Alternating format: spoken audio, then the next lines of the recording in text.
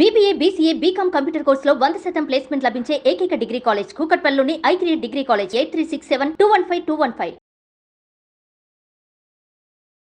Hi hello నమస్తే welcome to Suman TV. ప్రస్తుతం అంతా ఉన్నారు కెరియర్ కౌన్సిలర్ శ్రీనివాస్ ఏపూరి గారు.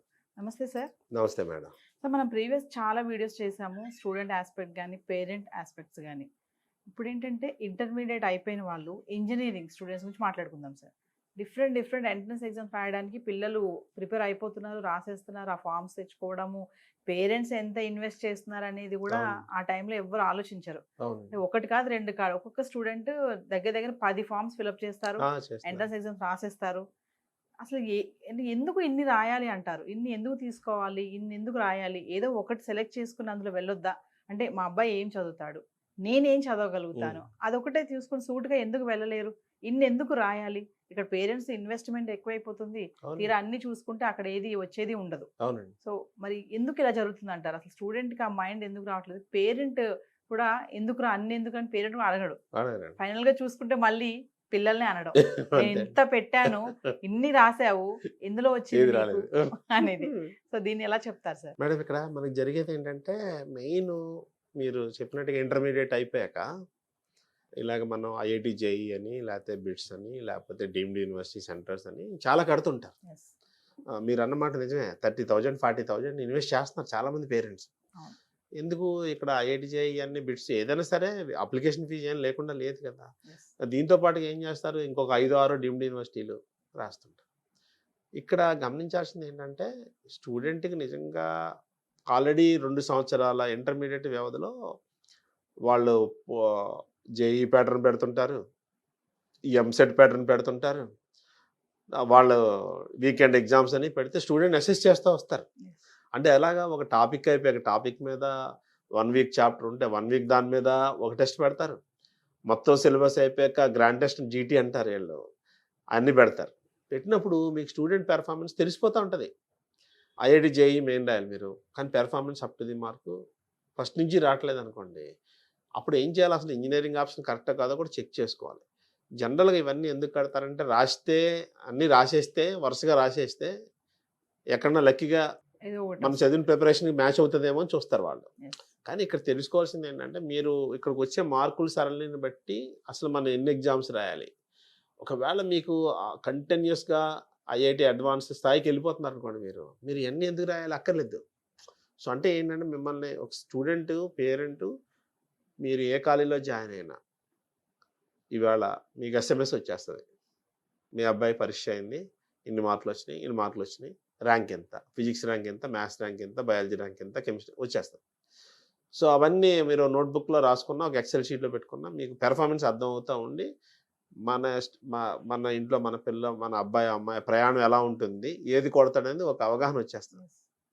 అలా వచ్చినప్పుడు ఏంటంటే ఒక్కోసారి జేఈ మెయిన్ రీచ్ అవ్వచ్చు, లేకపోతే ఎంసెట్ గ్యారంటీగా రావచ్చు అని ఉందనుకోండి. అలాంటి పిల్లలకి అడ్వాన్స్ కష్టం అవుతుందని తెలిసినా మనం ఏం చేస్తున్నాం అంటే కాలేజెస్లో అడ్వాన్స్ కూడా చెప్పించేస్తున్నారు, ఐఐటి ట్రై చేద్దాం. ఆ చేయడంలో ఏమవుతుంది, అసలు మెయిన్ రాయగలిగే ఎగ్జామ్ ఫోకస్ పోతుంది. ఎందుకంటే ఎంసెట్ ప్రిపరేషన్ వేరు, మెయిన్ ఒక రకమైన ప్రిపరేషన్, అడ్వాన్స్ ఒక రకమైన.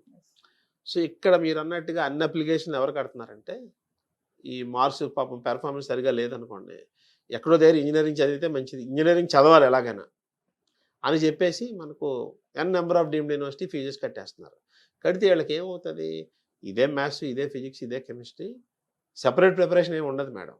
కానీ నెంబర్ ఆఫ్ ఎగ్జామ్స్ రాయాలి. ఆ రాసినా పర్వాలేదు, మీరు ఇంజనీరింగ్లో జాయిన్ అవుదామని లేకపోతే మీకు ఇంజనీరింగ్ ప్రొఫైల్ మీకు కరెక్ట్ అవుతుంది అనుకుంటే మీకు ఇబ్బంది ఏం లేదు. ఆల్రెడీ ఇన్ని ఎగ్జామ్స్ రాసేటప్పుడు మీరు ఇప్పుడు కొద్దిమంది ఏంటంటే ఎంసెట్ ప్రిపరేషన్ ఎలా ఉంటుందంటే, కొద్దిమంది ఫస్ట్ నుంచి నాకు జేఈ మెయిన్ ఎంసెట్ సరిపోతుందని ఎంసెట్ మీద వస్తా ఓల్డ్ పేపర్స్ చాలా చేసుకుంటూ వస్తారు మేడం.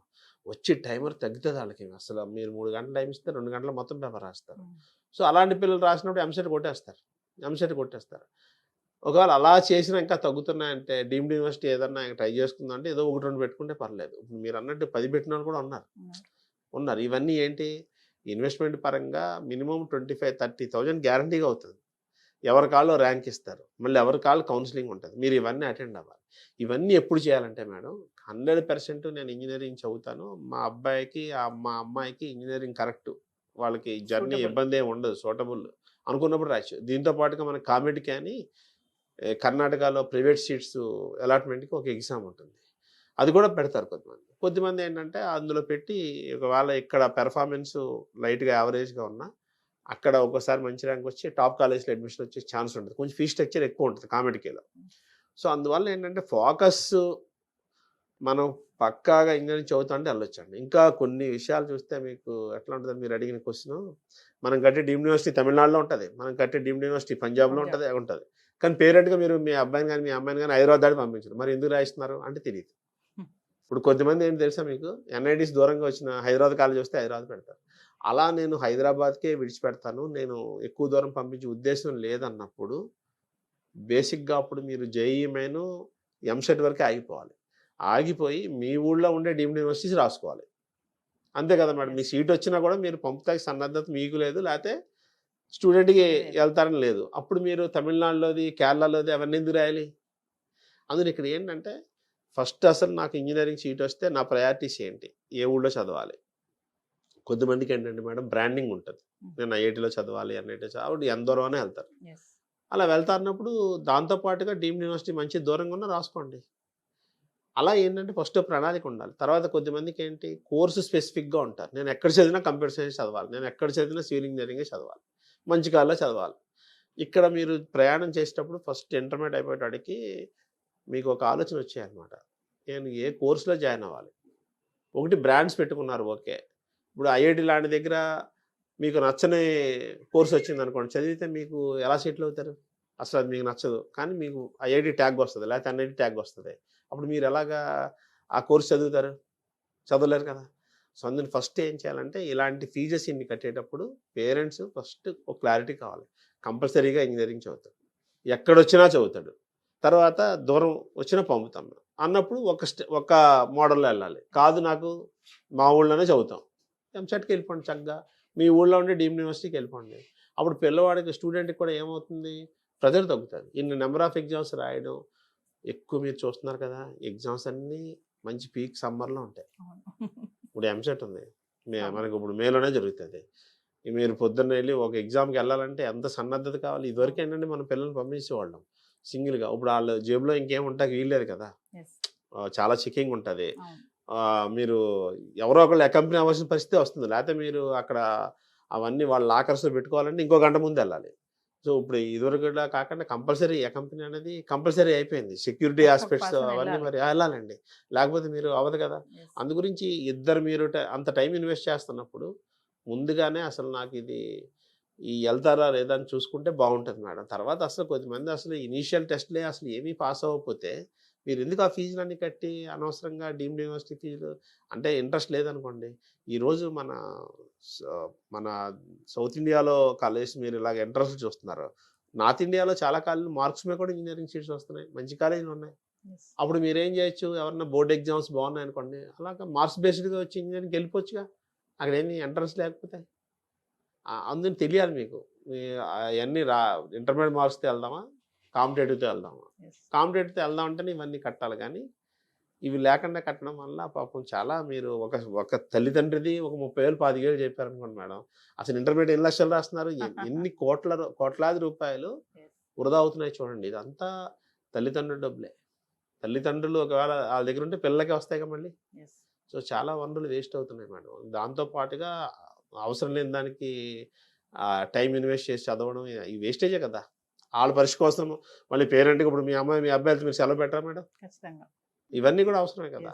ఇవన్నీ చూసుకునే కరెక్ట్గా ఒక ప్లాన్ వేసుకునే పేరెంట్స్ స్టూడెంట్ కూర్చుని అవసరమైతే టీచర్తో మా అబ్బాయి ఇంజనీరింగ్ చదివించవచ్చు అంటారా అని ఫస్ట్ వేసుకుని ఒక కరెక్ట్గా వెళ్తే ఇలాంటి అనవసరమైన ఖర్చులు నివారించవచ్చు. సో ఫైనల్ ఒక విషయం చెప్పండి సార్, ఇప్పుడు ఇంటర్మీడియట్ అయిపోయిన తర్వాత పిల్లల విషయంలో నెక్స్ట్ కెరియర్ విషయంలో పేరెంట్స్ అనేవాళ్ళు ఖచ్చితంగా కోఆర్డినేషన్ ఉండాలి పిల్లలతో. కొంతమంది ఏంటంటే మా వాడికి అవగాహన ఉంది, వాడు సెలెక్ట్ చేసేసుకుంటాడు కోర్స్ అని కొంతమంది అనుకుంటారు, కొంతమంది వాడికి అవగాహన ఉండదు అసలు. మా ఫ్రెండ్ అది తీసుకున్నాడు ఇది తీసుకున్నాడు అని వాళ్ళు. పేరెంట్స్ ఫైనల్గా మీరు ఏం చెప్తారు, పేరెంట్స్ ఎంత ఇంపార్టెన్స్ ప్లే రోల్ చేస్తుంది అంటారు ఇంటర్మీడియట్ అయిపోయిన తర్వాత ఈ కోర్స్ సెలెక్షన్ విషయంలో? అంటే పేరెంట్స్ ఏంటంటే మొత్తం ఇన్వాల్వ్ ఒకవేళ వాళ్ళ కొద్దిమంది పిల్లలు ఫ్రీడమ్ ఇస్తారు, తప్పేం లేదు. అంటే అప్పుడు ఏం చేయాలంటే ఆ డెసిషన్ మేకింగ్ ఎలా ఉందో క్రాస్ చెక్ చేసుకోవాలి. అస్సలు లెక్కలంటే రావు, కంప్యూటర్ సైన్స్కి వెళ్తా అన్నాడు. చెప్పాలి తల్లి తండ్రి, నీకు లెక్కలే కష్టంగా ఉన్నాయి కదా, మరి నువ్వు కంప్యూటర్ సైన్స్ అంటున్నావు, మరి అక్కడేమో ఎక్కువ మ్యాథమెటిక్స్ మీద ఉంటుందంట, ఒకసారి చేంజ్ చేసుకోవచ్చు కదా, నేను అబ్జర్వ్ చేస్తున్నాను, నువ్వు ప్రాక్టికల్గా బాగా చేయగలుగుతున్నావు, మెకానికల్ చదవచ్చు కదా. ఒక చిన్న క్లూ ఇవ్వాలి, హింట్ ఇవ్వాలి. మొత్తం మనం డైరెక్షన్ ఇవ్వట్లేదు మేడం. ఆ పిల్లలకి మీరు క్లూస్ ఇచ్చి ఇది చేస్తే ఎలా జరుగుతుంది, ఇది చేస్తే నీకు ఈ ప్రాబ్లం ఉంది, ఇది చేస్తే అడ్వాంటేజ్ ఉంది చెప్తే డెసిషన్ పిల్లల్ని తీసుకోమనండి. డెసిషన్ మేకింగ్లో మనం కాన్సిక్వెన్సెస్ చెప్పగలగాలి. దేనికి ఎంత ఆపర్చునిటీ ఉంది, దేనికి ఎంత థ్రెట్ ఉంది చెప్పగలిగితే డెసిషన్ అలా తీసుకోవచ్చు. అందుని పూర్తిగా వదిలేస్తే రెండు ఉంటాయి మేడం, మంచి చెడ్డ. ఒక్కోసారి పేరెంట్ డెసిషన్ అయి మొత్తం పిల్లడు పెడతారు, అది వద్దు. ఇవన్నీ బ్యాలెన్స్ కావాల్సిందే. లేకపోతే మా తల్లిదండ్రులు డబ్బులు వేస్ట్, రకరకాల చికాకులు, తర్వాత స్టూడెంట్ వాడు చదవలేక టైం వేస్ట్. ఇంకా కొన్ని ఫ్యామిలీస్ ఉన్నాయండి, మా పిల్లలు ఇంజనీరింగ్ చదువుతారు, లేకపోతే మా చుట్టాలో చెప్పుకోలేం, బీఎస్సీ చదువుతున్నారా, చిన్నతనంగా చూస్తున్నారండి అని. ఇంజనీరింగ్ లేకపోతే అలాగ సోషల్ ప్రెజర్ కూడా ఉంది. అది తల్లిదండ్రుల పీర్ గ్రూప్ కావచ్చు, లేకపోతే రిలేషన్ కావచ్చు, ఇలాంటి వాటి వల్ల కూడా కొంచెం రాంగ్ కోర్సెస్కి వెళ్తున్నారు. కాబట్టి పేరెంట్స్ ఇన్వాల్వ్మెంట్ అనేది అవసరమే అండి. అది ఎంతవరకు అనేది ఏది ఓవర్గా వద్దు మేడం. తగిన మోతాదులో చేసుకోగలిగితే అందరూ హ్యాపీగా ఉండాలి మేడం. నమస్తే. సుమన్ టీవీలో మీ పర్సనల్ అండ్ బిజినెస్ ప్రమోషన్స్ కోసం కింది నెంబర్కి కాంటాక్ట్ చేయండి.